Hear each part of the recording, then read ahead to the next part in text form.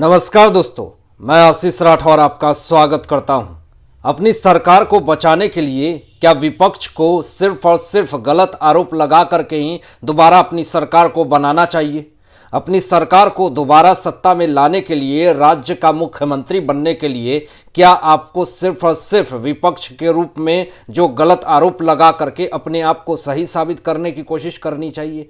क्या सत्ता को दोबारा लाने के लिए राज्य में जितने भी गरीब लोग हैं उनको भटकाने के लिए, भ्रमित करने के लिए झूठे झूठे आरोप लगाना चाहिए? ये कौन कर रहे हैं? ये कर रहे हैं महाराष्ट्र के पूर्व मुख्यमंत्री उद्धव ठाकरे, जो बुल्ढाना जिले में जाकर के किसान सम्मेलन हो रहा था, जिसमें इन्होंने किसान के मुद्दे पे बात नहीं करके, उनके गरीबी पे बात नहीं करके, उनकी समस्याओं के समाधान पे बात नहीं करके उन्होंने सिर्फ और सिर्फ टारगेट किया शिंदे सरकार को, खोखे वाला पेटी वाला सरकार कह करके उनको संबोधित किया। लेकिन जो बुल्ढाना जिले में किसानों की समस्याएं हैं उसको लेकर के कभी भी किसी भी मुद्दे पे बात नहीं किया।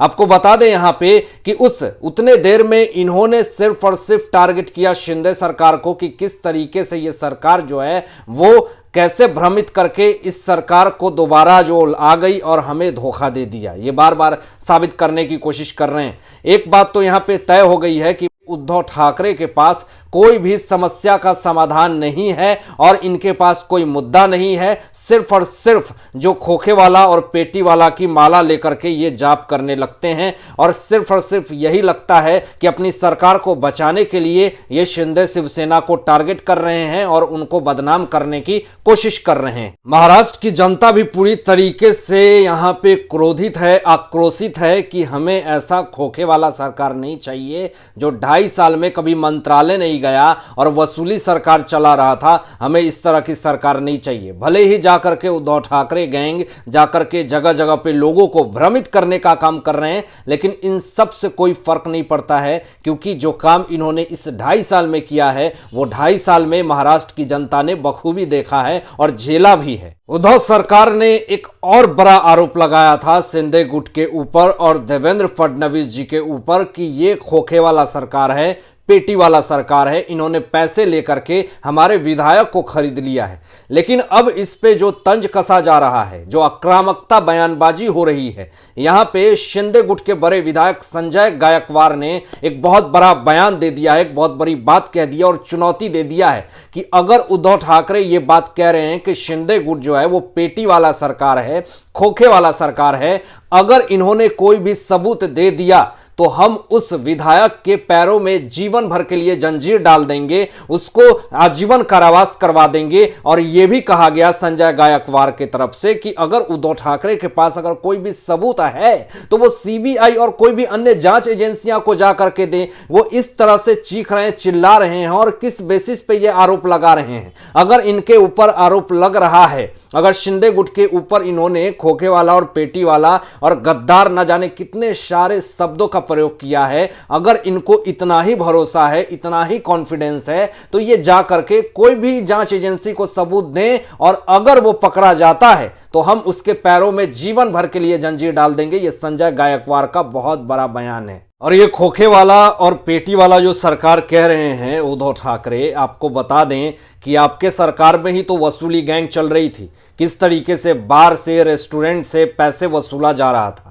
आपके ही राज में तो सचिन वजय जैसे लोग मनसुख हिरेन की हत्या कर दिए। एंटेलिया केस किस तरीके से हुआ। आपकी सरकार में ही 100 करोड़ रुपए वसूली हो रहे थे महाराष्ट्र के पूर्व गृह मंत्री अनिल देशमुख के द्वारा। तो ये सब क्या उद्धव ठाकरे गैंग है जो भूल गई है? याद दिलाना पड़ेगा बार बार। और आपको ये भी बता दें कि आप अगर आपके पास सबूत है कि शिंदे सरकार ने 100 करोड़ रुपए, 50 करोड़ रुपए खोखे वाला और पेटी वाला सरकार जो आप कह रहे हैं, तो आप प्रेस कॉन्फ्रेंस करें और पूरी तरीके से एक्सपोज करें, जैसे कि महाराष्ट्र के उप मुख्यमंत्री देवेंद्र फडणवीस जी ने प्रेस कॉन्फ्रेंस किया था कैबिनेट मंत्री एनसीपी के नवाब मलिक के ऊपर कि किस तरीके से नवाब मलिक टेरर फंडिंग करते हैं और किस तरीके से दाऊद के गुर्गों से जमीन खरीदते हैं कौड़ियों के भाव में, जिसके आरोप में ऑर्थर रोड जेल में अभी भी ये गिरफ्तार हैं। तो अगर सच में आपके पास सबूत है तो जाएं और प्रेस कॉन्फ्रेंस करके शिंदे सरकार को एक्सपोज करें और इस तरीके से घटिया राजनीति और घटिया बयानबाजी ना करें, तो शायद आपके लिए राजनीतिक करियर के लिए बहुत अच्छा होगा। जब से शिंदे सरकार गुवाहाटी जाकर के बगावत किया है, जब से इनके 40 से 50 विधायक जो हैं